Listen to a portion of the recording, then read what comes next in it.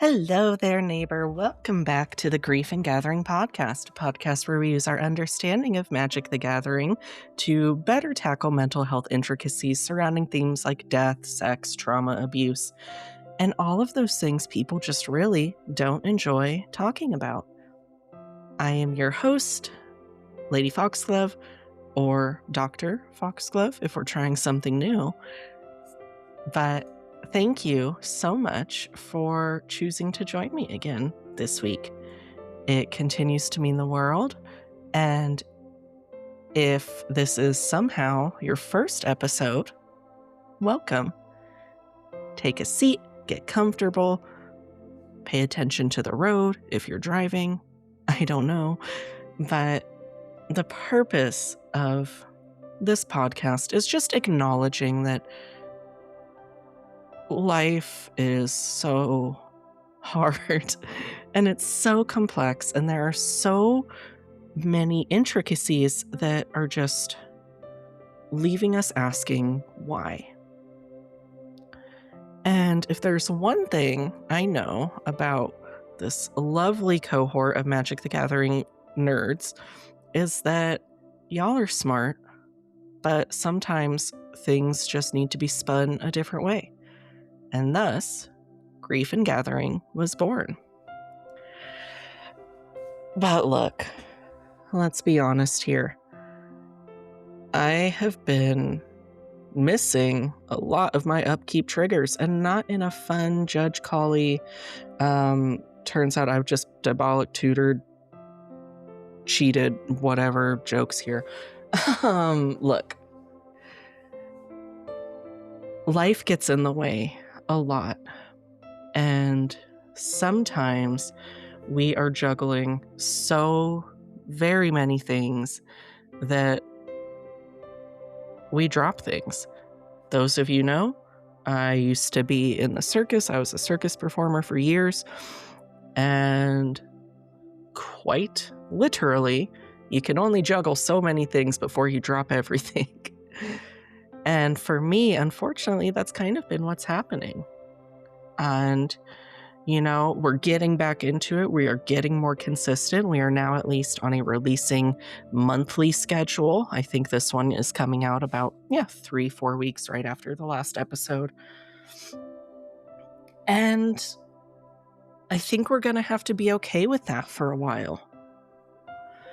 Because obviously, any content that you produce, it's a lot of work, right? A content like this where it's long form, but it's only me speaking. You know, I don't typically have guests, but we do have some lined up that I'm very excited for.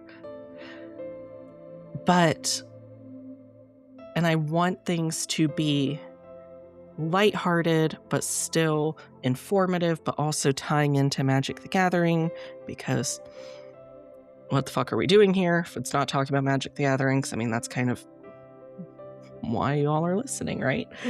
Other than just the lovely, sultry sound of my voice as I'm recovering once again from who knows what is wrong with me this time. But seriously,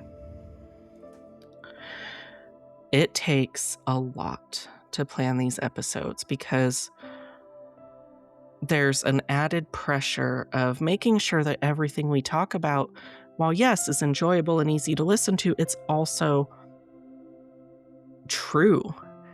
And so there comes this extra level of research and examining studies and looking for resources and references for every episode that I air, because the last thing I want to do is introduce myself as a doctor of psychology and then say things that might be incorrect. And so with that becomes a lot of planning, a lot of research. And do I script my episodes? Fuck no. Can y'all imagine if this was scripted? No, I don't script my episodes. But I timeline an outline every episode. I pull up relevant, empirically based studies that have been peer reviewed. I still abuse library database access that my grad program never removed from me, so don't tell them. But I put, it's a lot of time and energy and effort to get put into this, but that's fine because I've always said the moment I'm not enjoying this anymore, I need to stop. And that remains true. And I do enjoy it. And I do love you all so, so, so, so, so very much. Knowing that some of you choose to spend 20, 30, 40 minutes of your weeks or months, however long, listening to me speak, that's a weird gift that I don't take for granted. And as long as there is one person who listens to one of these episodes and says, holy shit, I needed this, it still feels worth it to me. But with all of that in mind, I thought, oh my gosh, what a good topic to speak on today, of this concept of a cumulative upkeep. So all of you nasty little CEDH players and freaks and perverts and anyone else, I hear cumulative upkeep, and I think Mystic Remora. But for those of you maybe unawares, when a card has cumulative upkeep, you have two choices. At the start of your turn, every turn that card's on the field, you can make the choice to pay to keep that card on the field, and the cost to keep it there increases with every turn. That's why it's called cumulative. Or you have to sacrifice it. You have to get rid of it. And in a game of Magic, that's usually a pretty easy decision. We may at some point reach the realization that, oh, this card isn't, doing anything for me anymore. I don't need this. It's not advancing my board state anymore. I can go ahead and get rid of it. But my loves, sometimes our life does this weird, fun thing where it's like it gifts us cards with cumulative upkeep and then says, but hey, guess what? You actually have to pay it. You don't get to choose to sacrifice it. But essentially, when we are looking at cumulative upkeep, it starts very manageable. You see, oh, I can pay an extra mana. I can pay an extra 2 mana every turn. That's fine. A lot of these cards only cost 1 or 2 mana anyways. So whatever. Oh, next turn I'll have to pay 2 mana just like I paid this turn. Fine. I'm getting an advantage. I'm getting a perk. It's worth it. But it escalates every turn. First it's 2 mana, then 3, then 4. Suddenly you're having to decide, do I want to pay 7 mana to keep this fucking fish on my battlefield or not? And eventually, even for the nastiest, grossest, pervious little mono green player, these costs become unsustainable.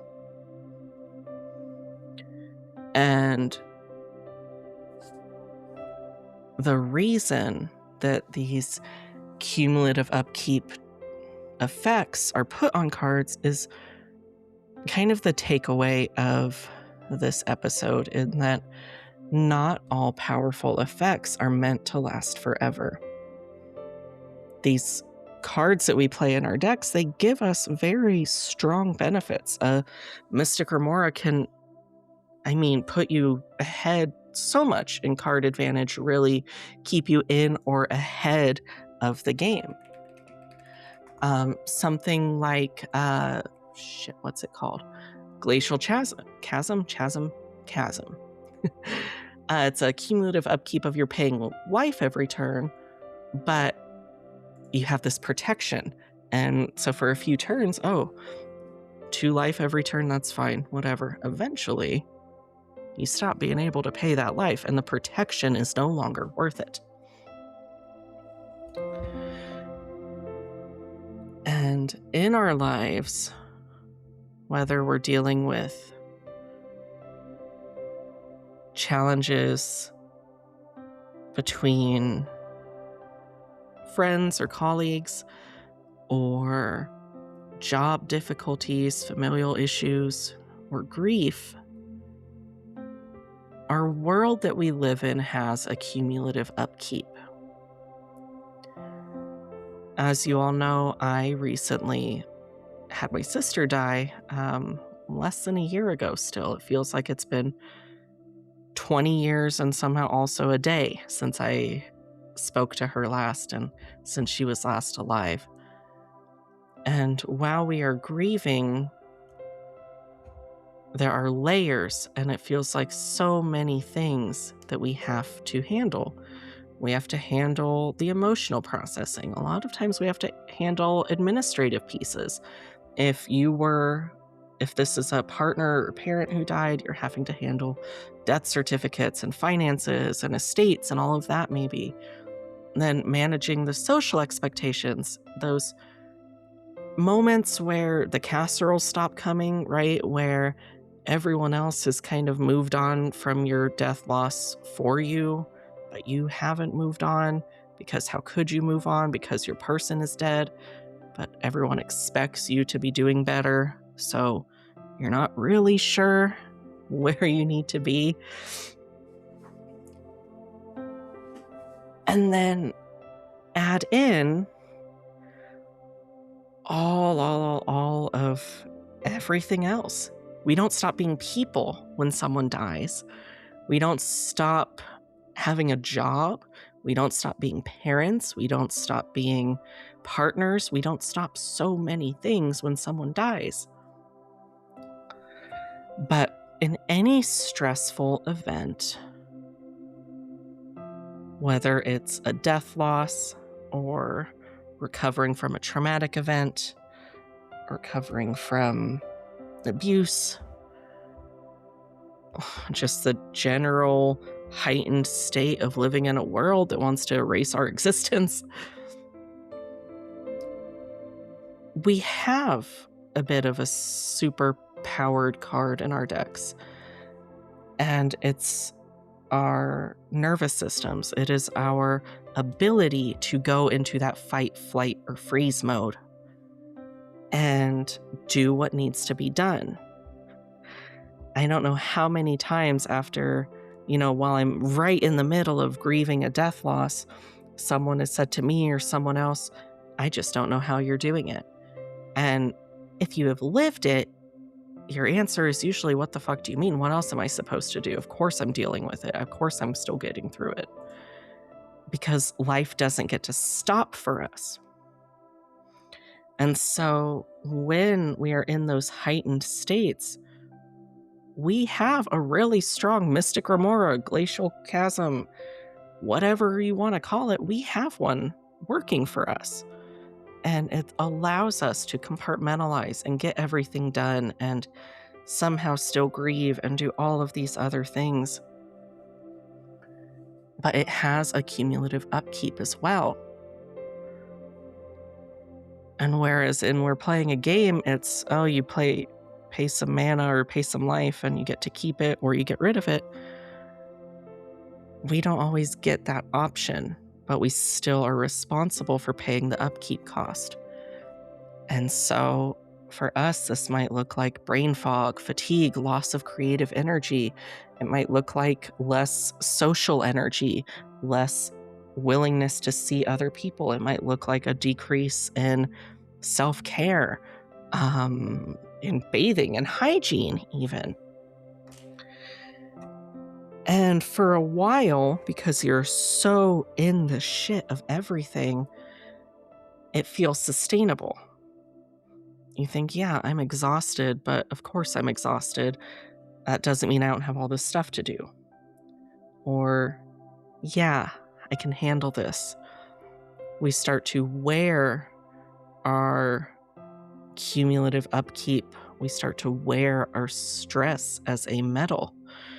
We start to embrace this concept of martyrdom, of making an identity out of working through and in despite of our suffering.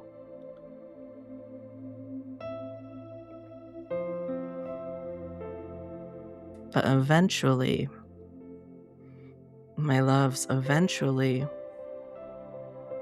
we can't pay the upkeep cost anymore. And for so many of us, burnout is what happens with that.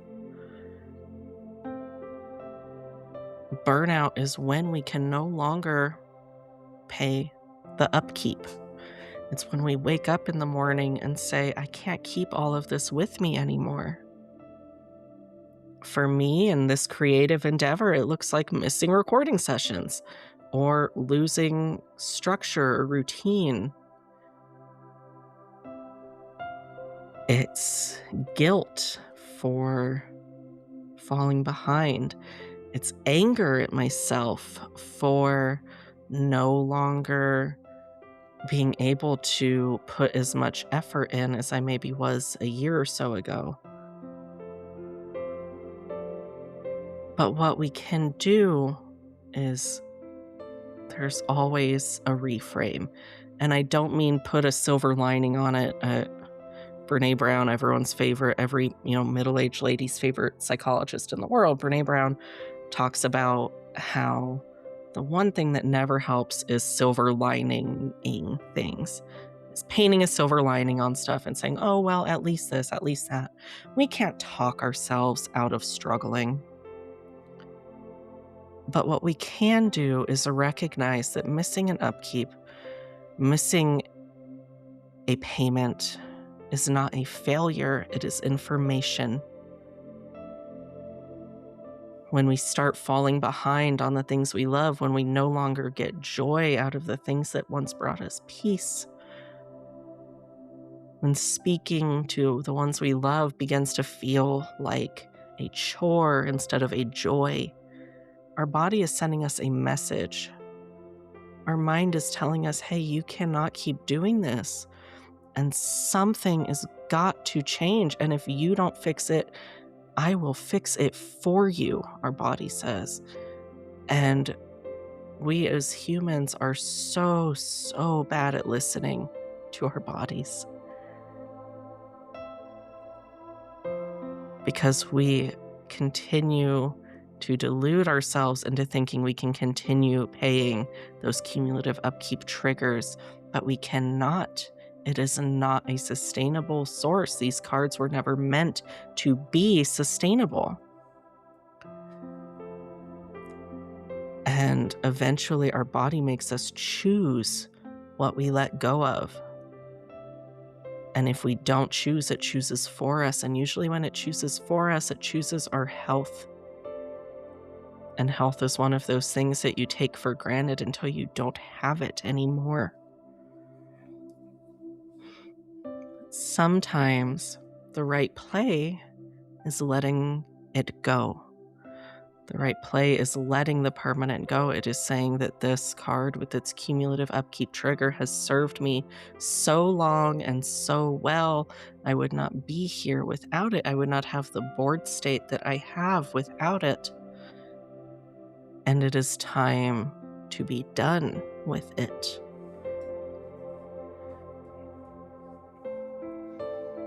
In my job, I am someone who shows up weekly.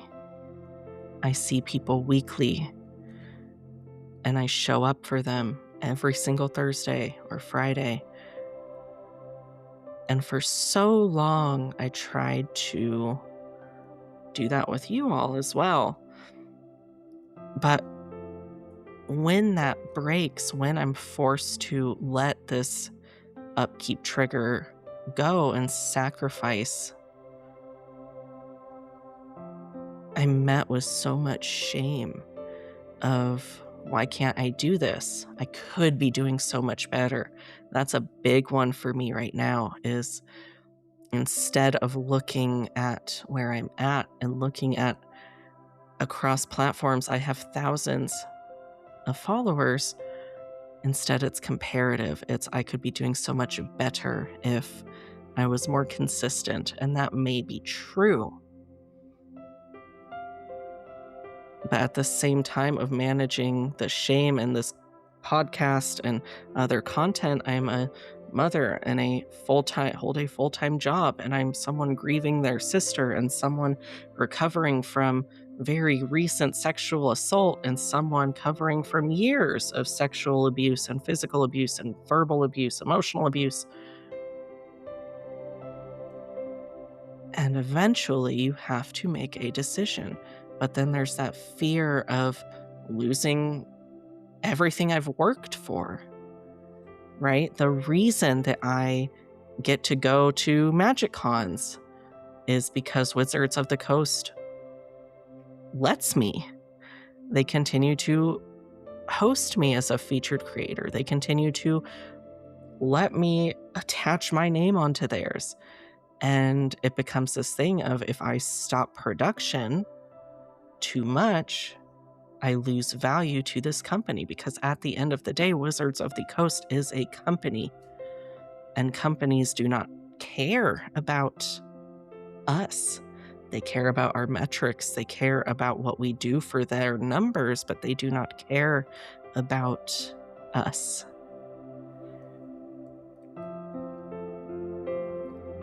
There's that internal pressure of, I know I could be doing so much better.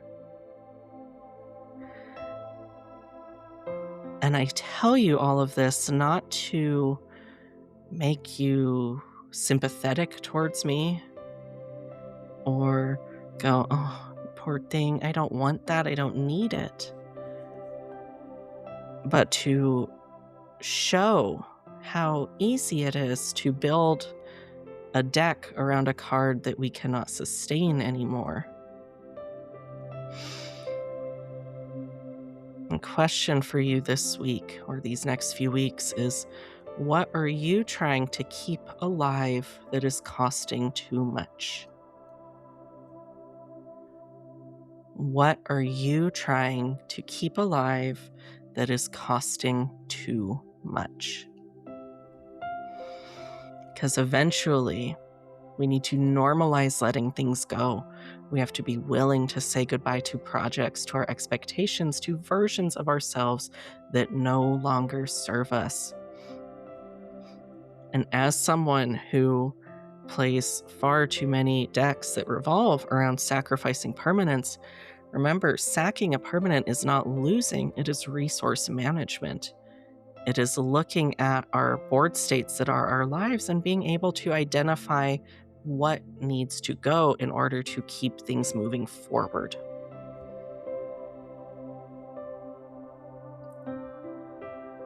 When we normalize letting go of things that are no longer advancing our board state, we are introducing the concept of intentional sacrifice versus forced collapse. We are saying, I am choosing what doesn't serve me instead of forcing my body in an overloaded neurological state to pick for me. There is power in choosing what doesn't serve us anymore. And so for me, Grief and Gathering is not going anywhere. I love you all too much. I am far too conceited to imagine no longer doing this. Honestly, what this is probably going to look like is we're probably going to transition, like I said previously, to either bi-weekly or even monthly episodes. I think monthly is the achievable goal for me right now. Monthly episodes is the goal I can realistically set and adhere to. Because a lot of times when we are not meeting our goals, it's because we are not setting a goal that is realistic for where we are in this moment. And so for this moment at this stage in my life, we're probably going down to once a month episodes. On good months, good weeks, we might do 2, we might do 3, we might have 4. But let's settle on once a month for right now. Let's practice leading with self-compassion, thinking about what success looks like for you. And just remember that not everything with a cumulative upkeep is meant to stay on the battlefield forever. And my loves, it is okay if you're behind, if you're tired, if you are grieving, if you're feeling like nothing is going as it should right now. You are not alone in those feelings. The world is hard. The world is scary.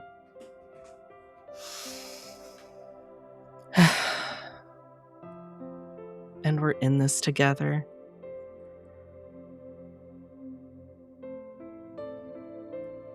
I would love to take a moment and thank Mana Pool for letting me work alongside you all. For those of you who have not used Mana Pool before, one, what are you doing? Two, Mana Pool is an amazing site. It's my favorite site to buy cards from at this point.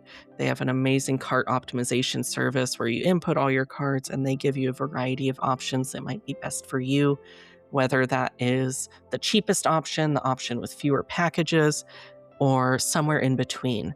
If you're someone like me who needs cheap options when I order cards, but also really hates and struggles trying to keep track of the 30 envelopes, the fact that there is a built-in balance option where it's kind of in the middle is something that's been really helpful for me. So go to Mana Pool, use the reference code or referral code Foxglove. You'll get some lovely points towards your next purchase or your first purchase. You'll get enough points for an immediate $5 off. That's like a mid-tier single right there.